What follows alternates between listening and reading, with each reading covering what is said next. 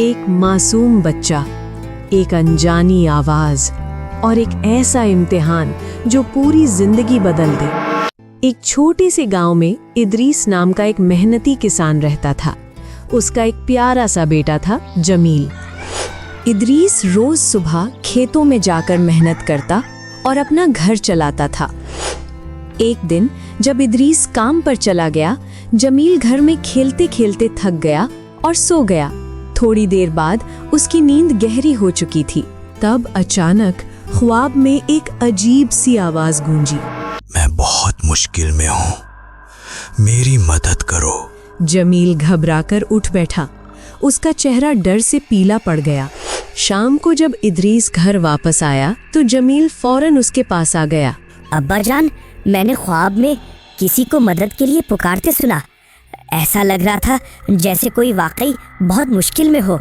इदरीस ने मुस्कुराते हुए प्यार से कहा, बेटा, ये सिर्फ एक ख्वाब होता है, डरने की कोई बात नहीं। लेकिन जमील का दिल मुतमईन न हुआ।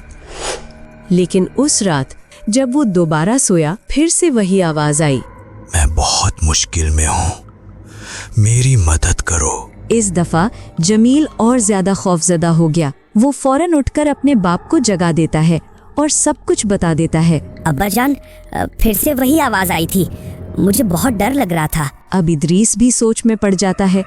जरूर इसमें कोई बात है, मुझे इस राज को समझना होगा। अगली सुबह इदरीस जमील को लेकर बाबा जी के पास गया। बाबा जी पूरी बात सुनकर आहिस्ता से कहते हैं, ये मदद की पुकार है। किसी को वाकई तुम्हारी मदद की जरूरत है। जब तक तुम उसकी मदद नहीं करोगे, ये आवाज तुम्हें सुनती रहेंगी। इदरीस घबराकर पूछता है, मगर बाबा जी, हम उस शख्स को कैसे ढूंढेंगे? बाबा जी सिर्फ इतना कहते हैं, ये रास्ता तुम्हें खुद ही ढूंढना होगा। इदरीस जमील का हाथ पकड़कर घर की तरफ वापस चल पड़ता है। रास्ते भर वो सिर्फ यही सोचता रहता है, मैं किसकी मदद करूं और वो मुझे कहाँ मिलेगा। तब अचानक पास के जंगल से आवाज आती है, मैं बहुत मुश्किल में हूँ, मेरी मदद करो। इदरीस रुक जाता है। ये तो वही आवाज है। वो फौरन जमील का हाथ मजबूती से पकड़ता है और जंगल की तरफ चल पड़ता है। अंदर जाकर उन दोनों की आंखें फैल जाती है।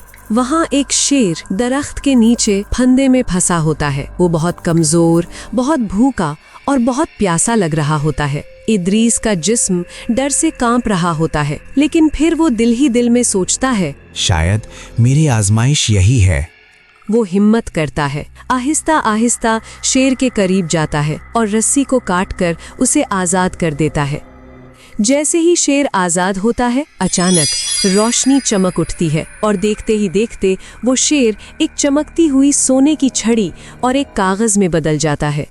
इदरीस हैरत से वहीं खड़ा रह जाता है।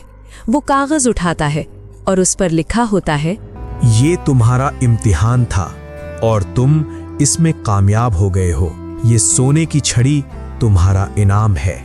इदरीस बहुत खुश हो जाता है और दोनों खुशी खुशी घर वापस लौट जाते हैं।